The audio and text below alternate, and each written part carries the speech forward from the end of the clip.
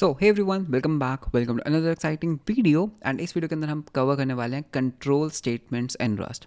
सो इस वीडियो में हम देखेंगे दैट कंट्रोल स्टेटमेंट्स क्या होते हैं, किस तरह से हम कंट्रोल स्टेटमेंट्स को यूज़ करते हैं, एंड कुछ कंट्रोल स्टेटमेंट्स आपने ऑलरेडी शायद यूज़ की भी होंगी। सो बहुत ही एक सिंपल बिगनर लेवल टॉपिक है। So let's start with the video. Okay, so control flow statements क्या होते हैं? The ability to run some code depending upon whether the condition is true और not, and run some code repetitively while in a condition is true are basic building blocks of most programming languages. Okay, the most common constructs that let you control the flow in the Rust code is if. तो basically control flow का मतलब क्या होता है कि आपके पास एक code, एक लीनियर कोड है, राइट? एक लीनियर एक सोर्स कोड फाइल है। आप चाहते हो कोई बीच में कोड चले या ना चले या बार बार चले बेस्ड ऑन सम कंडीशन, उस चीज़ को कहते हैं कंट्रोल फ्लो। सो कंट्रोल फ्लो में हमारे पास क्या आता है, तो साइड बार को बंद कर लेते हैं। इफ़ आता है, so if expression allows you to branch your code depending upon the conditions. Okay, so you provide a conditional and then state. Okay, and if the condition is met, run the block of code. तो मतलब क्या है कि यार आप क्या कर सकते हो कि यार इस कोड को देखो, इसमें हमने एक नंबर बनाया 3। अगर F number is less than 5, अगर ये नंबर की वैल्यू 5 से लेस है, अगर ये पर्टिकुलर एक्सप्रेशन ट्रू होता है तो प्रिंट एल इन करो condition was true, else println करो कंडीशन वॉज फॉल्स। तो अगर मैं इस प्रोग्राम को रन करूंगा, you will see that we are getting what running is बहुत ट्रू। क्यों? बिकॉज नंबर 3 था, 3 लेस देन 5 क्या आएगा? ट्रू आएगा। तो हमारी ये स्टेटमेंट चलेगी और एल्स को इसने इग्नोर कर दिया। लेकिन अगर ये कंडीशन फॉल्स हो जाती तो हमारा एल्स पार्ट चलता। So all if expression start with the keyword if. ठीक है, तो इफ भी एक कीवर्ड है followed by the condition. In this case the condition checks whether the number or not, whether or not the number has value less than 5। equals to check नहीं होगा। अगर number की वैल्यू यहाँ पर 5 होती ना, तो 5 लेस देन 5 फॉल्स होता। समझे? 5 is not less than 5, 5 is equals to 5। So this is also something important. We place the block of code to execute the condition true immediately after the condition inside the curly brackets. Block of code associated with the condition if expressions are sometimes called as arms, just like arms in the match expression जो हमने chapter number 2 में देखा था। तो basically it's kind of like an arm, ये if की arm है। okay, so Rust की टर्मिनोलॉजी है, बाकी लैंग्वेजेस में ऐसा नहीं होता है। Optionally we can also include else expression. Optionally ज़रूरी नहीं है एल्स देना, अगर दोगे तो वो तब चलेगा अगर इफ़ नहीं चला, लेकिन अगर आपने एल्स नहीं दिया दैट्स कंप्लीटली फाइन।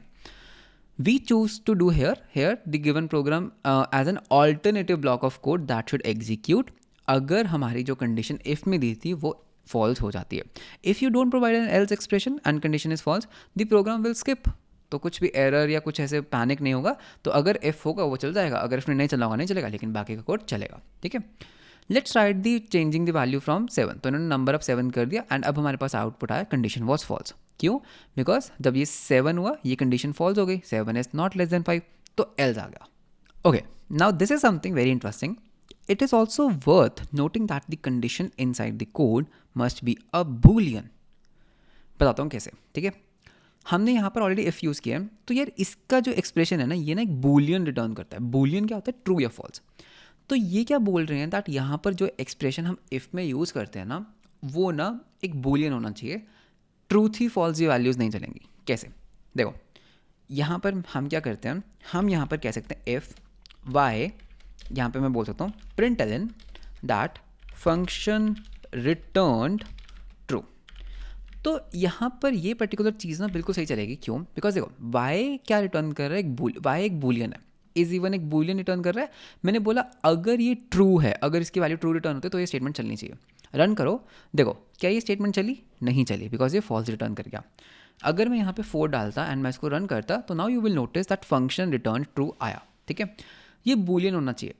अगर मैं यहाँ पर एक वेरिएबल बनाता हूँ x, उसकी वैल्यू है 1, तो अगर मैं यहाँ पर x डालूंगा तो ये नहीं चलेगा। वो बोलेगा भाई x एक नंबर है, तुम क्या बोल रहे हो कि अगर 1 तो कुछ सेंस नहीं ना बनाता, कुछ बूलियन दो। x क्या x 1 के इक्वल है, क्या x 1 से छोटा है, क्या x 1 से बड़ा है? कुछ कंडीशन चाहिए उसको कुछ कंडीशन चाहिए, राइट? उसको कंडीशन चाहिए तो ही वो खुश होगा। अगर आप बोल रहे हो सिंपल कि क्या x इफ़ x, तो ये कुछ भी सेंस नहीं बनाता और वो एरर कर रहा है। लेकिन बाकी प्रोग्रामिंग लैंग्वेजेस में ऐसा नहीं होता। अगर हम आपको जावास्क्रिप्ट दिखाएं, तो जावास्क्रिप्ट में क्या होता है ना, लेट्स से अगर मैंने यहाँ पर एक कॉन्स्ट x बनाया इक्वल्स टू 1, तो मैं इसको इफ़ में डाल सकता हूँ। इफ़ x console.log true, ठीक है। कॉन्सोल, यार कॉन्सोल कहाँ पर गया, कॉन्सोल डॉट लॉग, तो यहाँ पे हम ट्रू कर सकते हैं, यू कैन सी ट्रू आ रहा है। मैं ये भी कर सकता हूँ कि इफ़, एंड यहाँ पे हम बोल सकते हैं फॉल्स +1, तो यहाँ पे हम कर देते हैं कॉन्सोल डॉट लॉग ट्रू, तो आप देखोगे ये भी ट्रू आ रहा है। अगर तो मतलब यहाँ पर थोड़ा सा अजीब होता है, यहाँ पे ना ट्रूथ ही फॉल्स ही वैल्यू होती है। फॉल्स को यूजुअली 0 कंसीडर किया जाता है, तो 0 + 1 1, और 1 को एक ट्रूथ ही वैल्यू मानते हैं। लेकिन अगर ये एक्सप्रेशन 0 हो तो इसको फॉल्स मानेंगे, अगर ये फॉल्स हो तो भी फॉल्स मांगे, अगर ये अनडिफाइंड हो तो भी एक तरह का फॉल्स है। तो यहाँ पे ना ट्रूथ ही फॉल्स ही वैल्यूज चलती हैं। तो कोई भी नंबर है अगर 0 से बड़ा तो उसको वो ट्रू मानेंगे, 0 को नंबर को फॉल्स मानेंगे, ठीक है। तो दैट इज़ द रीज़न। तो अगर मैं फॉल्स +1 कर रहा था, जैसे फॉल्स +1, तो फॉल्स 0 है, 0 + 1 1, तो ये पूरा ट्रू बन गया। तो यहाँ पर चीज़ें इतनी ऑब्वियस नहीं है, लेकिन यहाँ पर ऐसा नहीं होता। यहाँ पर आप एक्स को यूज़ नहीं कर सकते, यहाँ पर you have to give the पूरा का पूरा बूलियन एक्सप्रेशन, ठीक है। So this is what they are saying. So if let number 3, if number printable number was 3, नहीं, नंबर इक्वल्स टू 3 करो, बूलियन एक्सप्रेशन चाहिए। सो बहुत ही ऑब्वियस लैंग्वेज है, ठीक है। सो हमें ये करना पड़ेगा कि भाई अगर नंबर 0 के इक्वल नहीं है तो बताओ number is something other than 0, ये चलेगा, बिकॉज ये एक बूलियन एक्सप्रेशन बन गया, नॉट इक्वल टू, ठीक है। सो ये आप पढ़ सकते हो, बहुत ही एक सिंपल चीज़ है। Handling multiple conditions with if, else if and else. तो हो सकता है आपके पास कई बार कंडीशंस एक से ज़्यादा भी हो सकती हैं, तो उसको आप हैंडल कर सकते हो एल्स इफ के साथ। सो अगर नंबर 4 से डिविजिबल है, यानी कि 4 से डिवाइड करो, अगर उसका रिमाइंडर 0 आ रहा है तो ये प्रिंट करो। अगर ये कंडीशन फॉल्स हो जाती है, अगर ये कंडीशन फॉल्स हो जाती है तो फिर ये इसको चेक करेगा। अगर ये भी फॉल्स हो जाती है तो फिर वो इसको चेक करेगा। अगर ये भी फॉल्स हो जाती है तो वो फाइनली एल्स को चला देगा। अगर वो यहाँ पर आया और उसको ये ट्रू मिल गई, उसको मिल गया कोई ऐसा नंबर मिल गया जो 4 से डिविजिबल है, वो बाकी की सारी को स्किप कर देगा, सिर्फ ये वाली कंडीशन चलेगी। प्रिंट एलन आ जाएगा नंबर इज डिविजिबल बाय 6, बाकी सारी स्किप। अगर ये फॉल्स है, ये भी फॉल्स है और ये ट्रू मिल गया तो सिर्फ ये स्टेटमेंट चलेगी, बाकी सारी इग्नोर। इस तरह से काम करता है। तो क्या आप गेस कर सकते हो दैट इस प्रोग्राम की क्या आउटपुट होगी? हम नंबर को ले रहे हैं 6, क्या 6 4 से डिविजिबल है, क्या 6 3 से डिविजिबल है, क्या 6 2 से डिविजिबल है? तो based on this can you guess the output? So number is divisible by 3। उसने पहले ना 4 से चेक किया होगा, उसको लगा फॉल्स है, 6 तो डिविजिबल होता ही नहीं, तो उसने 3 से डिवाइड किया, वो हो गया, तो उसने बस बोला नंबर इज डिविजिबल बाय 3, बाकी सारा इग्नोर। तो सिर्फ हमें एक स्टेटमेंट मिला, ओके।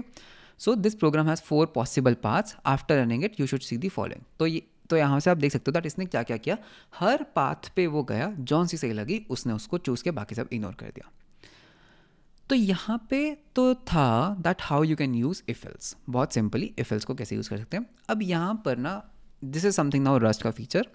रस्ट में आप इफ़ को एज अ एक्सप्रेशन भी यूज़ कर सकते हो। आपको याद है ना जब हमने अभी इफ एल्स को शुरू किया था, if is an expression, if statement नहीं है, इफ़ इज़ एन एक्सप्रेशन, ठीक है। इफ़ एक एक्सप्रेशन है, इफ़ एक्सप्रेशंस, तो एक्सप्रेशंस कुछ रिटर्न करते हैं, एक्सप्रेशंस कुछ रिटर्न करते हैं, तो आप ये भी कर सकते हो। लेट से मुझे क्या करना है ना, मुझे इस x की वैल्यू पे ना कुछ असाइन करना है। मैं चाहता हूँ कि यार अगर मेरा फंक्शन ऐड इज़ इवन वाला फंक्शन ट्रू रिटर्न करे तो x की वैल्यू होनी चाहिए 10, और अगर वो फॉल्स रिटर्न करे तो x की वैल्यू होनी चाहिए 20। तो मेरी ना कंडीशन कुछ ऐसी सी है, बहुत ही बेकार एग्जाम्पल लिया है। If y is true x should be equals to 10, नहीं तो x की वैल्यू 20 कर दो, ठीक है। मुझे कुछ ऐसा करना है। अब इसको करने का पहला तरीका क्या होता है, मैं एक x बनाता ऑफ i32 टाइप का, ठीक है। और मैं क्या करता, मैं यहाँ पे बोलता इफ़ y, तो हम x की वैल्यू देते, सो x की हम वैल्यू देते 10, एल्स हम x की वैल्यू दे देते 20। एक तरीका ये होता। दूसरा तरीका क्या हो सकता था कि यार x को ना एक इनिशियल वैल्यू दे दो 0, एंड फिर इसको तुम म्यूटेबल बना दो, एंड फिर उसको उसकी वैल्यू को तुम अपडेट कर दो, तो ये भी एक तरीका है। लेकिन और भी एक अच्छा तरीका बताता हूँ व्हाट वी कैन डू। हमने इसको म्यूटेबल की जगह हम बोलते हैं लेट x इक्वल्स टू, अगर इफ़, ठीक है, इफ़ क्या y, तो यहाँ से रिटर्न कर दो। देखो यहाँ पे क्या होता है वो याद है, रिटर्न कैसे करते हैं एक्सप्रेशन को, बस यहाँ पे रिटर्न कर दो 10, सेमी कॉलन नहीं लगाना। अब यहाँ पर सेमी कॉलन नहीं लगाना। अब यहाँ पर प्रॉब्लम क्या है कि बिकॉज हम इसको एक एक्सप्रेशन एक एक्सप्रेशन की तरह ट्रीट कर रहे हैं, तो यहाँ पर हमें इसको एल्स कंडीशन भी देनी पड़ेगी। So else 20, so this is fine. तो यहाँ पर इस केस में हमें एल्स कंडीशन देनी पड़ेगी बिकॉज हम इसको एज ए एक्सप्रेशन यूज़ कर रहे हैं। अगर y ट्रू है तो 10 रिटर्न कर दो, एल्स 20 रिटर्न कर दो। एंड अब अगर मैं आपके सामने यहाँ पर प्रिंट एलन करता हूँ x की वैल्यू, तो x की वैल्यू आजा, x की वैल्यू क्या थी भाई, ज़िंदगी थी वो मेरी, है ना। तो x की वैल्यू क्या आ रही है, 10 आ रही है, ठीक है, बिकॉज y ट्रू रिटर्न कर रहा है। एंड अगर हम यहाँ पर 5 कर देते हैं तो x की वैल्यू ऑटोमेटिकली क्या हो जाएगी, 20 हो जाएगी, ठीक है। So this is how this part is working. अगर आप इसको एज अ एक्सप्रेशन यूज़ कर रहे हो तो एल्स देना ज़रूरी है। अगर आप सिंपल इफ एल्स कर रहे हो जैसे कि हम यहाँ पे कर रहे थे, वहाँ पर एल्स देना ज़रूरी नहीं है, ठीक है। तो this is one thing. One more चीज़, आप ऐसा नहीं कर सकते कि यहाँ पे आप 10 रिटर्न कर रहे हो और यहाँ पे आप रिटर्न कर दो ओके एज अ स्ट्रिंग, नहीं। वो बोल रहे हैं यार एक तरफ तो तुम नंबर रिटर्न कर रहे हो और एक तरफ तुम स्ट्रिंग रिटर्न कर रहे हो, ऐसे थोड़ी ना होता है, दोनों सेम होने चाहिए टाइपिंग्स, ठीक है। तो ऐसा पॉसिबल नहीं है, ठीक है। When we try to compile this code we get an error. If और एल्स का जो रिटर्न है, जो आर्म्स है ना, उनकी सेम वैल्यू टाइप होनी चाहिए। So obviously statically type language है। So this is what they are saying, ठीक है। The expression in the if block evaluates to an integer and the expression in the else block evaluates a string, that is why we are getting an error. तो यहाँ पे हमारा ख़त्म हो जाता है if और else का कंट्रोल फ्लो स्टेटमेंट्स। नेक्स्ट हमारे पास आते हैं, क्या आते हैं, रेपिटेशंस विद लूप्स। रेपिटेशन, जब आपको कोई काम रेपिटेटेडली करना है, फॉर एग्जांपल आपको 1 से लेकर 10 तक की काउंटिंग लिखनी है, आपको 10 बार लिखना है, I will practice programmer, I will practice being a good programmer, तो वहाँ पे आप लूप्स का यूज़ कर सकते हो। पता नहीं क्यों जब मैं रिकॉर्ड करता हूँ मेरी इंग्लिश थोड़ी सी पुअर हो जाती है, so please don't mind that. It's often useful to execute a block of code more than once, ठीक है। So for this particular task, Rust provides several loops which will run through the code inside the loop body and to the end and start immediately back the beginning. तो हमारे पास Rust में 3 तरह की loops होती हैं। पता नहीं इन्होंने ऐसा क्यों लिखा, several, 3 तरह की loops हैं mainly. So we have loop, while and for. Okay, so 3 kinds of loops are there. So loop, while and for, तीनों का ना अपना अपना एक यूज़ केस है। हमें पता होता है कब कौन सी यूज़ करनी है एंड वो आपको एक्सपीरियंस के साथ पता लग जाएगा, ठीक है। रिपीटिंग कोड विद लूप, तो लूप एक तरह की ना फॉर एवर लूप होती है। सो लूप से क्या कर सकते हैं, keyword tells the Rust to execute a block of code over and over and over and again. So example ले लेते हैं। अब हमारा फंक्शन हो चुका है ख़त्म, इसको हटाओ, ठीक है। एक काम करते हैं, यहाँ पे हम लिखेंगे print L N hello from main function. इस कोड को अगर हम एग्जीक्यूट करते हैं तो हमें सिंपल एक हेलो फ्रॉम मिलेगा, ठीक है। अब मैं क्या करता हूँ, मैं यहाँ पे बोलता हूँ लूप, इसको लूप में डाल दो, ठीक है। लूप कीवर्ड का यूज़ किया, इसको इसमें डाल दिया। अब पता क्या होगा, ये चलता ही रहेगा, चलता ही रहेगा, चलता ही रहेगा। कंट्रोल सी करो फटाफट। हाँ, मैंने फटाफट कंट्रोल सी कर दिया, कंट्रोल सी से किल हो गया। तो यू कैन सी दैट इसने ना बहुत सारे प्रिंट कर दिए। तो ये एक फॉर एवर लूप है, हमेशा चलती ही रहेगी। तो यहाँ पे यू कैन सी दैट जैसे इन्होंने कोड एग्जीक्यूट किया, ये चलती गई चलती गई चलती गई। इन्होंने कंट्रोल सी दबाया उसको फटाफट किल करने के लिए, इंटरप्ट करने के लिए, ठीक है। सो यहाँ पर लूप क्या करती है, फॉर एवर चलती रहती है, लेकिन you have ways to stop it in between. कैसे, देखो हम यहाँ पर एक वेरिएबल बना लेते हैं, लेट नंबर इक्वल्स टू 0।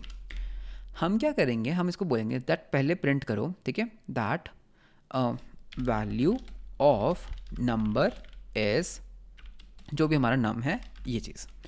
अगर मैं इस पर्टिकुलर कोड को रन करूँगा, यू विल सी दैट हमारे पास लूप में सिर्फ इतना की पार्ट है, ये लूप नहीं हुआ, इसको ऊपर रहने दो।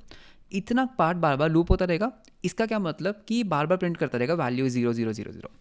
हम क्या करेंगे, हम ना नंबर को हर बार +1 कर देते हैं। सो नंबर इक्वल्स टू नम +1, यानी कि नंबर में हमेशा 1 ऐड कर दो। एंड बिकॉज हम उसमें कुछ चेंज कर रहे हैं, हमें इसको म्यूटेबल बनाना होगा। अब हम यहाँ पर एक चेक कर लेते हैं कि भाई अगर इफ़ नंबर की वैल्यू 10 हो जाती है तो भाई ब्रेक कर जाओ। ब्रेक मतलब इस लूप को तोड़ दो, इस लूप को तोड़ के बाहर आ जाओ। तो यहाँ पे एक प्रिंटलन डाल देते हैं, दिस इज़ एन एंड, ठीक है। तो अगर इस कोड को हम रन करेंगे तो you can see what is happening. देखो वैल्यू 0 1 2 3 4, जैसे 10 पे है दिस इज़ एंड। तो ये कोड क्या हुआ, पहले 0 था उसने 0 किया, ये कंडीशन फॉल्स हुई तो उसने +1 कर दिया, फिर दोबारा चला, फिर दोबारा चला, फिर दोबारा चला, जैसे नंबर 10 हुआ वो ब्रेक कर गया। तो इससे हम कंट्रोल कर सकते हैं हमारी लूप्स कितनी बार चलेगी। अच्छा, क्या हो अगर मैं इस चीज़ को यहाँ से हटा के मैं इसको यहाँ पर डाल दूँ, दिस इज़ वेरी डेंजरस। पता है इस केस में क्या हो रहा है, बिकॉज हमने इसको भी लूप में डाल दिया ना, जब ये ऊपर जाएगा ना ये वापस से नम 0 हो जाएगा और ये कंडीशन कभी ट्रू ही नहीं होगी और ये फिर से एक इन्फिनिट लूप बन जाएगा। तो इस चीज़ का ख्याल रखना है। मैं आपको एक क्वेश्चन दूँ अभी, based on the previous learning, क्या मैं आपको एक छोटा सा एक ट्रिकी क्वेश्चन दूँ, आप उसका आंसर करोगे? एक काम करते हैं, हम ना नंबर में हमेशा नंबर को ही ऐड कर देते हैं, ठीक है। यानी कि हम क्या कर रहे हैं, हम ना नंबर को हमेशा डबल कर रहे हैं, हम नंबर को हमेशा डबल कर रहे हैं। तो अब आप मुझे ये बताओ कि इसकी वैल्यू क्या आएगी, क्या होगा, ठीक है। एंड इसको ना हम 1 से स्टार्ट कर लेते हैं, लेट्स स्टार्ट इट फ्रॉम 1। तो पहले ये 1 होगा, इसका मतलब क्या है कि 1 में 1 को ऐड कर दो 2, अगली बार 2 में 1 को ऐड कर दो, तो उस तरह से हम इसको ऐड करते जा रहे हैं। तो क्या होगा, मतलब नंबर की वैल्यूज़ क्या आएंगी, क्या आप मुझे बता सकते हो? देखते हैं। तो रन करें। ये ना एक इन्फाइनाइट लूप में फंस सकता है। ओके, तो हमारे पास पैनिक आ गया। देखो हुआ क्या, हमारा ना इंटीजर ओवरफ्लो कर गया। याद है इंटीजर ओवरफ्लो, याद है इंटीजर ओवरफ्लो कर गया। क्यों? देखो नंबर 1 था, फिर 2 हो गया, फिर 4 8 16 करते करते करते करते करते वो अपनी रेंज से बाहर निकल गया और वो ओवरफ्लो कर गया। अगर इसकी मैंने टाइप एनोटेशन U8 की होती, लेट्स से अगर मैं इसकी U8 एनोटेशन कर देता एंड मैं इसको रन करता, तो इस केस में देखो 128 के बाद वो पैनिक कर गया, क्योंकि नेक्स्ट नंबर शायद 256 बनता और 256 नहीं आ सकता है ना U8 में। अच्छा, क्या हो अगर मैं इसी कोड को रिलीज मोड में चलाऊँ? अगर मैं इसको रिलीज मोड में चाहूँ ना, ये इन्फाइनाइट लूप में जाएगा। इन्फाइनाइट लूप में क्यों गया ये, ठीक है, इन्फाइनाइट लूप में चला गया तो हुआ क्या, एक्चुअली में ना ये 1 था, ये ऐड हुआ, ये ऐड हुआ। मैं काम करता हूँ, जैसे नंबर 0 होगा ना, मैं ना ब्रेक कर जाऊँगा, ठीक है। मैं आपको दिखाता हूँ हुआ क्या एक्चुअली। सॉरी, इसको हमें रिलीज मोड में चलाना था। देखो हुआ क्या, 1 2 4 8 16 32 64 128। अब बिकॉज ये रिलीज मोड था, पता है ना 128 के बाद जो भी नेक्स्ट वैल्यू होगी वो क्या होगी, 256। 255 के बाद 256 जीरो हो जाता है, तो ये वहाँ तक गया। आप समझे यहाँ पे क्या हुआ, 128 के बाद नेक्स्ट वैल्यू जो कंप्यूट होनी थी ना वो 256 थी, लेकिन 256 क्या है, तो इसकी रेंज ही 255 तक है। तो 255 के बाद 256 क्या बना होगा, 0, 257 1 बनेगा, तो वो 0 का एग्जिट कर गया। तो अगर ये हम रिलीज में चलाएंगे ना, ये इन्फाइनाइट लूप में फंस जाएगा, वो वापस 0 पे आ गया, ठीक है। लेकिन ऐसा उसमें नहीं होगा, हमारे डीबग मोड में नहीं होगा, उसमें पैनिक कर गया कि भाई ओवरफ्लो हो गया। तो इन चीज़ों का ध्यान रखना है, जब भी आपसे कोई ऐसा क्वेश्चन पूछे तो आपको ओवरफ्लोज का ध्यान रखना है कि रिलीज मोड में वो वापस पीछे चला जाएगा, इन्फाइनाइट भी हो सकता है, ठीक है। So this is one thing. तो एक तो ये चीज़ है, दूसरी चीज़ है कॉन्टिन्यू। जैसे ब्रेक होता है वैसे कंटिन्यू होता है। कंटिन्यू बेसिकली क्या कहती है, लूप को वापस ऊपर ले जाती है। ब्रेक तो लूप को तोड़ ही देती है। कंटिन्यू पता है क्या करती है, देखो मैं आपको दिखाता हूँ। इसको सिंपल कर लेते हैं कि अगर नंबर 10 है तो रिटर्न कर जाए, एंड नंबर हमेशा 1 ही रिटर्न करो। मैंने ना यहाँ पे एक स्टेटमेंट लिख दी दैट, अगर एक और स्टेटमेंट लिख रहा हूँ, इफ़ नंबर इज़ एक्चुअली 5 तो कंटिन्यू कर जाओ, ठीक है। 10 है तो ब्रेक कर जाओ, 5 है तो कंटिन्यू कर जाओ। तो इस केस में पता क्या होगा, लूप में फंस गया, ठीक है। 5 के बाद ना वो हमेशा ऊपर जा रहा है। वॉट इज़ हैपनिंग इज, अगर वो 5 है तो वो क्या होता है, जैसे ही वो 5 पे आया, 5 कहता है कंटिन्यू, कंटिन्यू कहता है यहीं से भाई वापस जाओ ऊपर, कंटिन्यूस को वापस ऊपर भेज देता है, कंटिन्यूस को वापस ऊपर भेज देता है। ब्रेक लूप को तोड़ देता है, कंटिन्यू वापस से ऊपर भेज देता है। तो इसमें कंटिन्यू को यूज़ करते हैं। So we can also use we also use continue in the guessing game, which in loop tells the program to skip over any remaining code iteration and go back to the next iteration. तो this is continue, ठीक है। अब loops भी actually में एक expression है, loops से भी आप रिटर्न कर सकते हो। One of the uses of loop is to retry the operation you know might fail, such as checking whether the thread has completed its job or not. You might also need to pass the result of the operation out of the loop to rest of your code. To do this, you can add the value to the return of the break expression. तो आप इसको ऐसे भी कर सकते हो कि भाई let result equals, and you know what you can do. अब बिकॉज आप इसको एक एक्सप्रेशन बना रहे हो तो इस स्टेटमेंट को पहले टर्मिनेट करो, एंड आप यहाँ से ब्रेक कर सकते हो विद अ वैल्यू 70, एंड इसको हटा दो। अब ये पता है क्या करेगी, जब ये लूप चलेगी ना, ये लूप जब चलेगी, ये लूप जब ब्रेक करेगा, ब्रेक 70 रिटर्न कर रहा है, ये 70 वैल्यू रिजल्ट में आ जाएगी। तो आप यहाँ पे रिजल्ट की वैल्यू console.log प्रिंट कर लो, तो you will get 70 eight the and, ठीक है। तो आप ब्रेक के साथ रिटर्न भी कर सकते हो कुछ। सो what they are saying that to do this you can add the value you want to return after the break expression. So this is how, before the loop we declare a variable name counter, तो हमने एक counter बनाया and initialize it to 0, then we declare a variable named result to hold the value returned from the loop. On every iteration the loop we add 1 to the counter variable and then check whether the counter is equal to 10. अगर ये and when it is, we use break keyword with the value counter into 2 after the loop and we use a semicolon to end the statement. तो basically यहाँ पर क्या हो रहा है, counter 0, अगर काउंटर 10 होता है तो 10 इंटू 2 20 हम रिटर्न कर जाते हैं। तो गॉट इट। तो this is something unique to the Rust, ठीक है। तो जैसे जैसे कोड करेंगे आदत पड़ जाएगी। सो दिस इज वन थिंग। अब यहाँ पर एक नया कंसेप्ट है लूप लेबल्स का। सो लूप लेबल्स में क्या होता है, अगर आपके पास मल्टीपल लूप्स है, एक लूप के अंदर एक और लूप है, अगर आपके पास एक लूप है एंड इस लूप के अंदर आपके पास फिर से एक लूप है, तो अगर आपके पास ऐसे नेस्टेड लूप होती है ना, एक लूप के अंदर लूप होती है, तो उस केस में ना आप लूप लेबल्स का यूज़ कर सकते हो। ठीक है, लूप लेबल्स का यूज़ कर सकते हो। तो लूप लेबल्स में क्या होता है, देखो हमने ना ऊपर वाली लूप को ना एक लेबल दे दिया काउंटिंग अप, कैसे, अपॉस्ट्रोफी, ठीक है, एक अपॉस्ट्रोफी काउंटिंग अप। तो if you have loops with loops, break and continue apply to the inner most loop at this point. तो मतलब कि अगर मेरे पास एक इनर लूप है एंड इसके अंदर कुछ एक्सप्रेशन है दैट अगर यार x की वैल्यू या फिर अगर नम की वैल्यू 20 है, मैं कुछ भी एक एग्जांपल दे रहा हूँ, ब्रेक कर जाओ, तो ये जो ब्रेक है ना बाय डिफ़ॉल्ट इनर लूप पे काम करेगा, जिस लूप के अंदर वो डिफाइंड है। लेकिन अगर मैं चाहता हूँ कि यार ये ब्रेक मेरा ना बाहर वाली लूप पे काम करे, so you can optionally specify the loop label on the loop that you want to use with break or continue.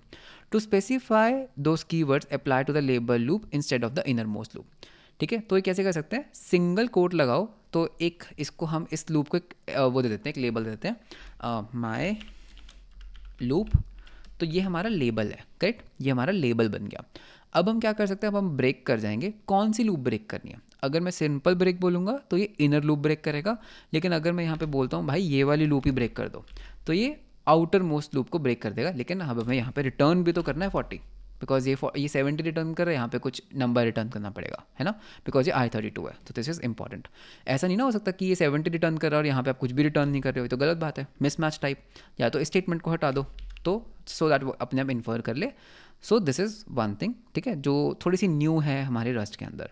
The outer loop has a label of counting up and it will count up 0 to 2. The inner loop without a label does count from 10 to 9. The first break does not specify the label, will exit the inner loop. तो ये break inner loop को exit करेगा, लेकिन ये break counting up मतलब कि इस loop को एग्जिट आउट करेगा। तो लूप लेबल्स का हम यूज़ कर सकते हैं।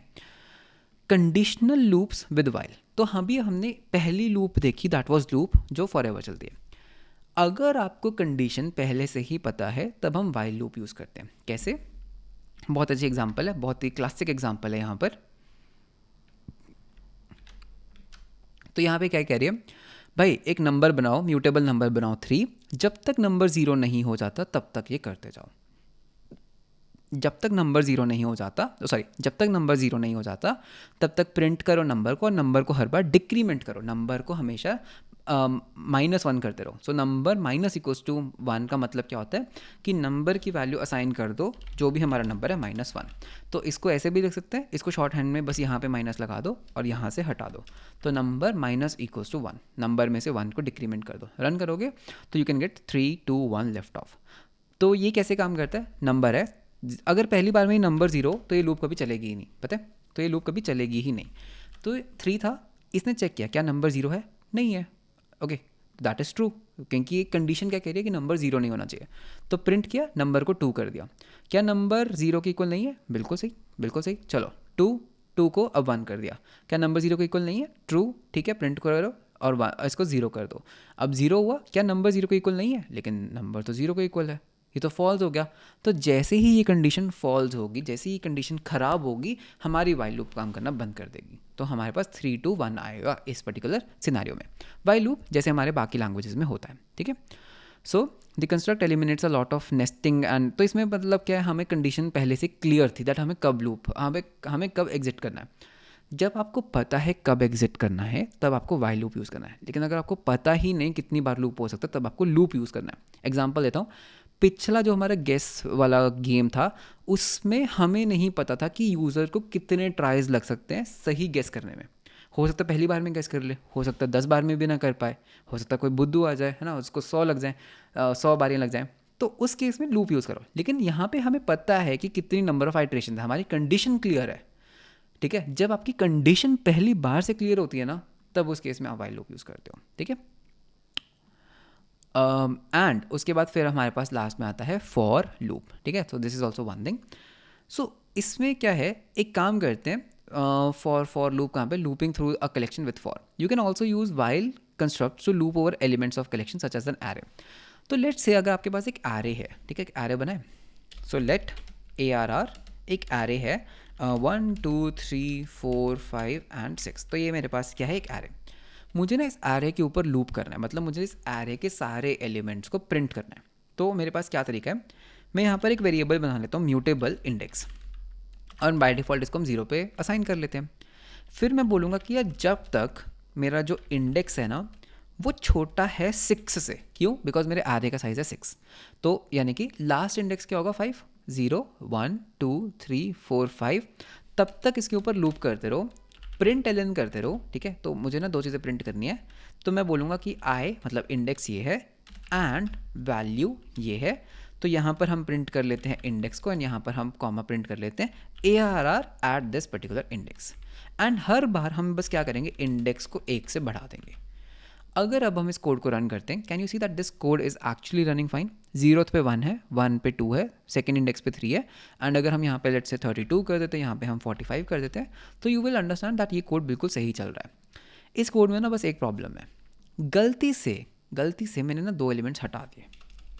अब हुआ क्या, मुझे पता है कि एलिमेंट्स इतने हैं लेकिन साइज़ इतना है, तो ये कंडीशन मैंने चेंज ही नहीं की। अब अगर मैं इसको रन करूँगा, मेरा कोड रन टाइम के ऊपर कर गया पैनिक। क्यों, array index out of bound.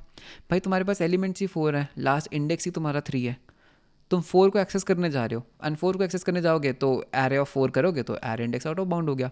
तो दैट इज़ द प्रॉब्लम, है ना, that is the problem that occurred here. तो वाइल लूप में प्रॉब्लम ये है कि मैं जब भी एरे का साइज चेंज करूँगा, मुझे यहाँ पर भी चेंज करना है, जो कि मैं भूल सकता हूँ, है ना, जो कि मैं भूल सकता हूँ। तो वाइल के साथ हम कर सकते हैं लूप ऐसे, लेकिन इसमें यही प्रॉब्लम है, the code count ups through the elements of an array, it start with index 0 and loops until it reaches the final index of the array. तो यहाँ पे ये चीज़, running this code will print every element. All 5 array values appear in the terminal as expected, even though index will reach the value of 5 at some point. The loop stops executing, so this is fine. अब यहाँ पर ये line पढ़ो, however this approach is error prone. इसके अंदर errors हो सकते हैं। किस तरह के errors? We could cause the program to panic if the index value or the test condition is incorrect.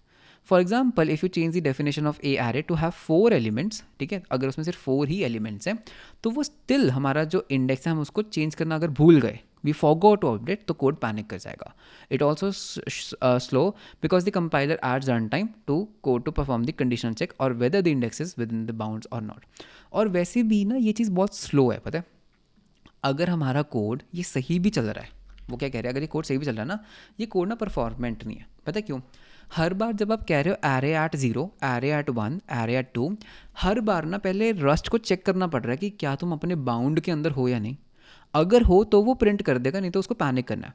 तो मतलब कि हर प्रिंट में, चाहे वो वैलिड प्रिंट भी है, हर बार रस्ट के कंपाइलर को, रस्ट को एक कोड चेक परफॉर्म करना पड़ रहा है, एक रन टाइम कोड परफॉर्म करना पड़ रहा है, conditional check to whether the index is within the bounds of not. तो ये एक एफिशिएंट तरीका नहीं है लूप करने का। A more concise alternative you can use for loop to execute collection. तो जब भी आपके पास कलेक्शन ऑफ नंबर्स है, आप कुछ इस तरीके की फॉर लूप यूज़ कर सकते हो टू इटरेट ओवर कलेक्शंस। कैसे, हम सिंपल बोल सकते हैं फॉर कुछ भी एक नाम बना लो, कुछ भी एक नाम, मैं एक नाम बनाऊंगा x in ARR। मुझे यहाँ पे इंडेक्स वगैरह की ज़रूरत ही नहीं है, ठीक है, इंडेक्स को हटा दो। ये क्या करेगा, ARR के ऊपर लूप करेगा और हर बार मेरी x की वैल्यू में एक न्यू वैल्यू डालेगा। पहली बार x की वैल्यू होगी 1, दूसरी बार x की वैल्यू होगी 2, देन 32, देन 45। तो प्रिंट ln करके देख लेते हैं। So print ln x equals जो भी हमारे x की वैल्यू है, ठीक है।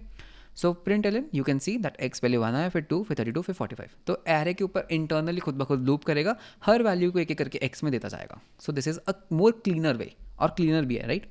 So when we run this code, we will see the same output. So most importantly, we have now increased the safety of the code and eliminated the chances of bug. क्यों?